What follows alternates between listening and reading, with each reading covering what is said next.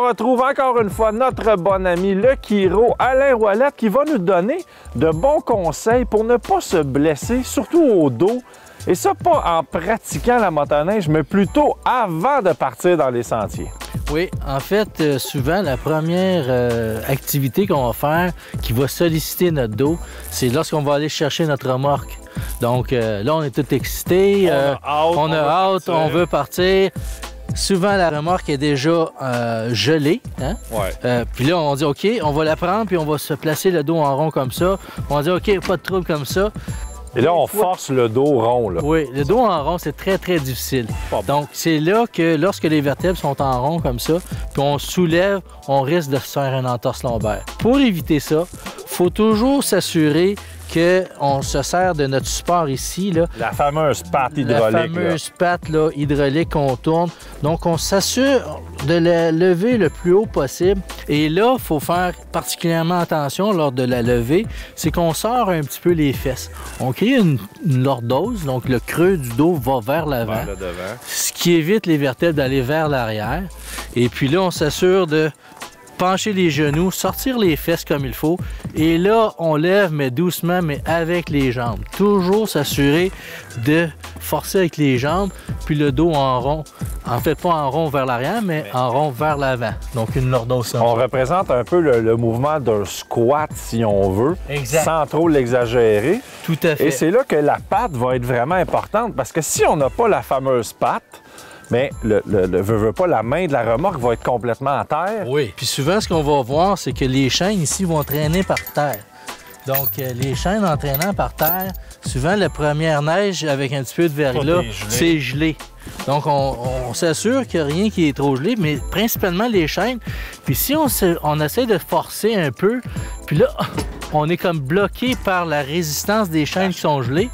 Des fois, ça donne un très mauvais coup dans le dos. Là, donc, on vu mon expérience, parce que les chaînes n'étaient pas à terre. Ça, c'est un autre bon point. Il faut toujours s'assurer que les chaînes, on les laisse en haut.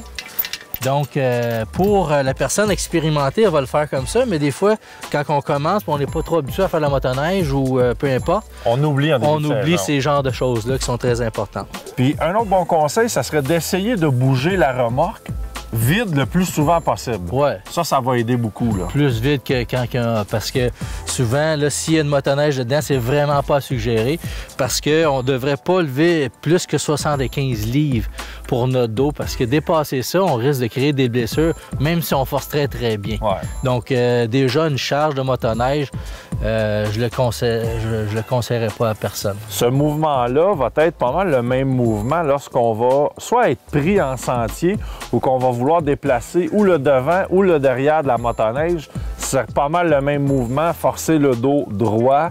Et bien, le dos droit, comme je disais, il faut toujours s'assurer que le bas du dos et les fesses sont sortis. Oui, c'est ça. On pointe les fesses vers l'arrière. Vers l'arrière. Et ensuite de ça, on descend les jambes, puis on tient les épaules relativement droites comme ça. Et là, on force comme ça. Et la chose qui est la plus importante, je tiens toujours à le préciser parce que c'est le mouvement, il faut que ça soit lent. Ouais. Un mouvement rapide, c'est là qu'il y a le plus haut taux de blessures. C'est quand les gens ils savent pas, puis sont comme un peu excités, puis là, ils vont plus vite que normal. Ils pensent pas à leur dos, c'est là que la blessure survient, puis c'est très désagréable, une entorse lombaire. Le meilleur conseil qu'on peut donner aux gens là, dans ces cas-là aussi, c'est si jamais vous êtes vraiment mal pris, au lieu de vous faire mal dans le dos, attendez que vos amis arrivent. Exact. C'est sûr qu'ils vont rire de vous, oh, mais ça fait partie un peu de la camaraderie de la motoneige. Tout à fait. Ça rend les choses plus agréables pour tout le monde. Bon, on va-tu forcer ensemble? Ben oui, donc. Merci Alain. Merci Ken.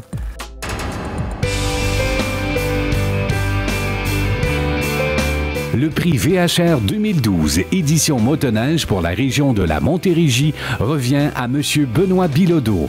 Après 20 ans de loyaux services au sein du club motoneige du centre de la Montérégie, M. Bilodeau quitte la présidence avec le sentiment du devoir accompli. Même s'il continuera de prêter main forte à ses successeurs, tous les membres du club tiennent à le remercier pour sa générosité et sa rigueur, des qualités qui font de lui un exemple à suivre pour tous les bénévoles du Québec.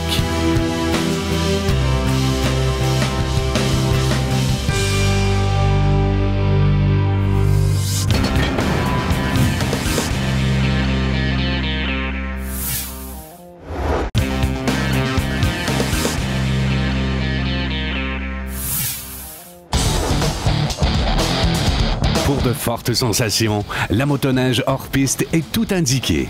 Guillaume Ferland de chez BRP nous parle du modèle par excellence pour cette discipline, soit la Summit de Ski-Doo. La nouvelle Summit XM, c'est un peu une façon de donner un produit aux gens de tous les calibres. Puis ça va leur permettre d'aller dans à peu près n'importe quel type de sentier. C'est un véhicule qui est extrêmement maniable. On a le fameux moteur 800 E-Tech. Qui est à injection directe, naturellement. Ce qui est bien agréable avec ce moteur-là, c'est que la puissance est là, naturellement, parce qu'on en a besoin pour embarquer sur la neige ou surfer. Puis le fait qu'on a un moteur qui est extrêmement puissant, mais qui est à la fois propre pour l'environnement et qui consomme peu d'essence, ça nous permet d'aller encore plus loin et d'avoir plus d'autonomie. On a le modèle Sport cette année, qui est un produit très intéressant, un modèle qu'on qualifierait de plus d'entrée de gamme, mais qui a quand même la performance d'un moteur 800 PowerTech. Par la suite, on a le fameux Summit SP, qui est dans la nouvelle plateforme XM, qui a tous les attributs qu'on peut rêver d'avoir sur une motoneige. Et on a la gamme haut de gamme qu'on appelle les Summit X, qu'on doit réserver au printemps et qu'on fabrique spécialement pour les clients avec un ensemble d'amortisseurs beaucoup plus rigide. Au niveau des accessoires, il y a plein de choses qu'on peut ajouter sur un véhicule Summit. Je pense que la chose la plus importante, c'est le bidon d'essence. Votre désir, quand vous vous promenez en Summit, c'est d'arriver dans votre paradis de neige, l'endroit où est-ce que vous arrivez, où est-ce que la neige est fraîche, il n'y a pas de roche. C'est l'endroit pour se défouler. Mais imaginez si vous arrivez là et que votre réservoir d'essence est malheureusement à la moitié. Vous êtes obligé de vous restreindre sur votre plaisir. Si vous avez le bidon d'essence qui est à l'arrière, qui s'attache extrêmement facilement, qui est super solide, bien, vous vous amusez autant que vous voulez dans votre endroit que vous avez finalement choisi. Bien, vous avez la paix d'esprit puis vous pouvez vraiment jouir de votre période de défoulement dans le plan de neige. Au niveau des summits, il y a aussi un côté à la mode, un côté personnalisation qui est rendu très populaire aussi. Cette année, on est très fiers d'annoncer qu'on a signé une entente avec la compagnie SCS Wraps, ce qui permet d'avoir une multitude de designs d'autocollants qu'on vient poser sur le véhicule. On peut prendre les autocollants déjà prédéterminés, préfaits, mais on a aussi, grâce au site web de SCS, la possibilité d'aller complètement personnaliser notre motoneige. Ce qui est le fun, c'est que quand on prend des photos, quand on se filme, on a tout notre petit côté personnel, notre petit côté, nos petites attentions qu'on est allé mettre sur le véhicule. Puis ça fait partie de la préparation, ça fait partie du temps qu'on passe à imaginer notre sport puis à le désirer essentiellement.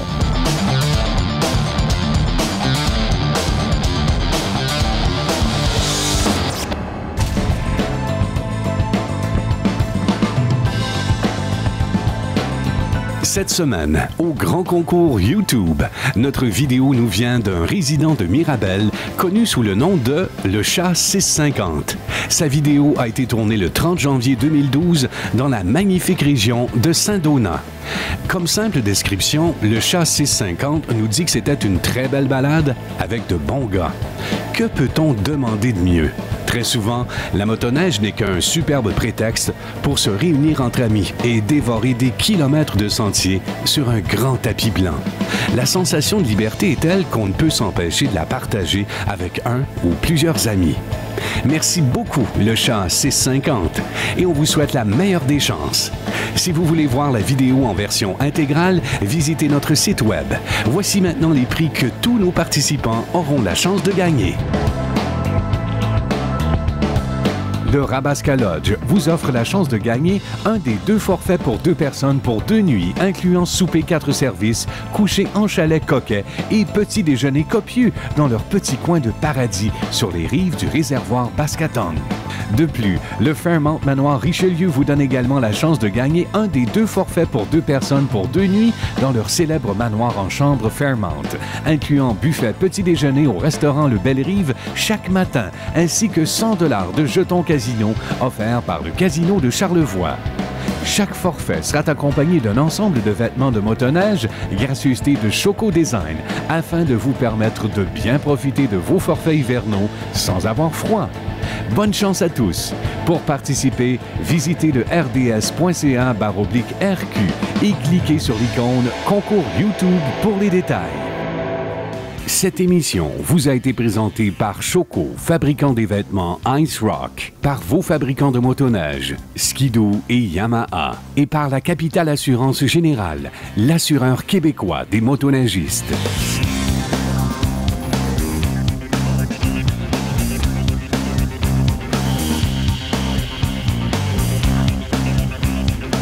N'oubliez pas également de participer au nouveau concours Prenez l'air avec la Capitale qui offre 100 000 $ de prix à gagner, dont l'un de ses 4 véhicules récréatifs.